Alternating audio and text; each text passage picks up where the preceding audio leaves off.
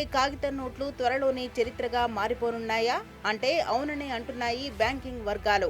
దేశంలో నానాటికి పెరిగిపోతున్న నగదు డిమాండ్, నోట్ల తయారీ ఖర్చులను తగ్గించుకోవడానికి రిజర్వ్ బ్యాంక్ ఒక సంచలన నిర్ణయం వైపు అడుగులు వేస్తోంది. ఒకవైపు దేశంలో ప్లాస్టిక్ నోట్లను ప్రవేశపెట్టేందుకు ఆర్బీఐ తీవ్రంగా కసరత్తు చేస్తోంది. ఇటీవల పాట్నా, ముంబై నగరాల్లో జరిగిన ఆర్బీఐ సెంట్రల్ బోర్డు సమావేశాల్లో ఈ అంశంపైనే సుదీర్ఘంగా చర్చలు జరిగాయి. కాగితం నోట్లు త్వరగా పాడైపోతుండటంతో వాటి స్థానంలో లైఫ్ ఎక్కువగా ఉండే ప్లాస్టిక్ నోట్లను పైలట్ ప్రాజెక్టు కింద ప్రయోగాత్మకంగా త్వరలోనే మార్కెట్లోకి తీసుకురావాలని ఆర్బీఐ భావిస్తోంది.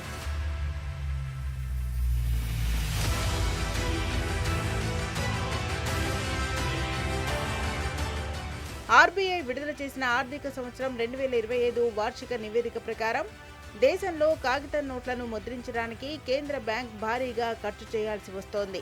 గత ఆర్థిక సంవత్సరంలో నోట్ల ముద్రణకు 5,101.4 కోట్ల రూపాయలు ఖర్చవగా ఈసారి అది ఏకంగా 6,372.8 కోట్ల రూపాయలకు పెరిగిపోయింది. మార్కెట్లో నగదుకు విపరీతమైన డిమాండ్ పెరగడమే ఇందుకు ప్రధాన కారణమంటున్నారు నిపుణులు.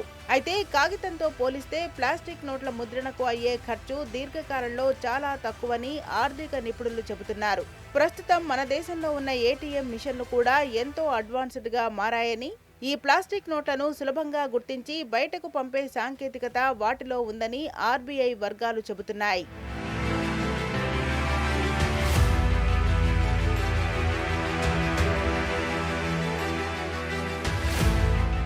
సాధారణంగా మన చేతుల్లోకి వచ్చే కాగితం నోట్లు త్వరగా మురికిగా మారడం, చిరిగిపోవడం జరుగుతుంటుంది. ఇలాంటి పాడైపోయిన కరెన్సీ నోట్లను సేకరించి వాటిని నాశనం చేయటం ఆర్బీఐకి ప్రతి ఏటా పెద్ద తలనొప్పిగా మారుతోంది. ఒక్క 2025 ఆర్థిక సంవత్సరంలోనే ఆర్బీఐ దాదాపు 23.8 బిలియన్ల పాడైపోయిన నోట్లను మార్కెట్ నుంచి వెనక్కి తీసుకుని ధ్వంసం చేసింది. గతేడాదితో పోలిస్తే ఇది 12.3% ఎక్కువ. ఇలా రద్దయిన నోట్లలో ఎక్కువ శాతం 500, 100 నోట్లే ఉన్నాయి.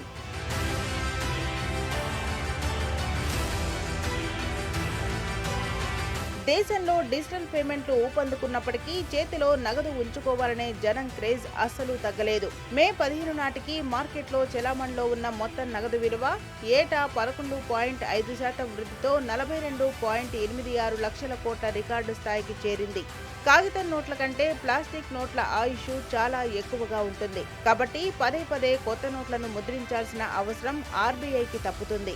మార్కెట్లో 10, 20 వంటి చిన్న నోట్లకు ఎప్పుడూ భారీ డిమాండ్ ఉంటుంది. అయితే మొత్తం కరెన్సీలో వీటి వాటా కేవలం 1% కంటే తక్కువే.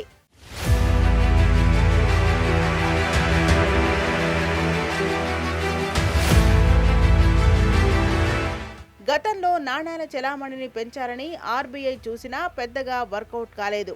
నిజానికి 2012 సంవత్సరంలోనే అప్పటి ప్రభుత్వం దేశంలోని 5 ప్రధాన నగరాల్లో 10 విలువైన 1 బిలియన్ ప్లాస్టిక్ నోట్లను ప్రయోగాత్మకంగా పరీక్షించింది. కానీ అప్పట్లో ఉన్న సాంకేతిక లోపాల వల్ల ఆ ప్రాజెక్టు మధ్యలోనే నిలిచిపోయింది. అయితే ఇప్పుడు 1 దశాబ్దం తర్వాత పరిస్థితులు పూర్తిగా మారిపోయాయి. టెక్నాలజీ ఎంతో అడ్వాన్స్ కావడంతో పాత సమస్యలన్నీ తీరిపోయాయని, అందుకే ప్లాస్టిక్ నోట్ల వైపు ఆర్బీఐ మొగ్గు చూపుతోందని అధికారులు అంటున్నారు.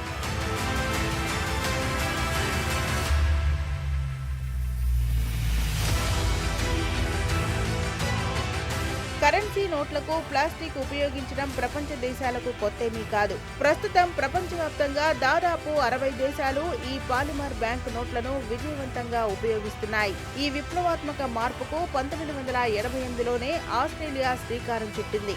ఆస్ట్రేలియా మొదటిసారిగా $10 ప్లాస్టిక్ నోట్ను ముద్రించింది. ఆ తర్వాత సింగపూర్, ఇండోనేషియా, థాయిలాండ్, మలేషియా వంటి ఆసియా దేశాలు కూడా దీనిని ఫాలో అయ్యాయి. యూరప్ ఖండంలో 1998లో రొమేనియా దేశం మొదటిసారిగా ప్లాస్టిక్ కరెన్సీని ప్రవేశపెట్టగా కెనడా 2011లో దీనిని అమల్లోకి తెచ్చింది.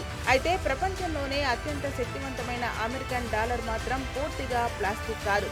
డాలర్ నోట్లను కాటన్, లినన్లతో కూడిన ఒక ప్రత్యేకమైన మిశ్రమంతో తయారు చేస్తారు. ఇప్పుడు అదే బాటలో మన భారత్ కూడా నడవబోతోంది. త్వరలోనే మీ జేబులో కాగితానికి బదులు ప్లాస్టిక్ కరెన్సీని చూసే అవకాశం ఉంది.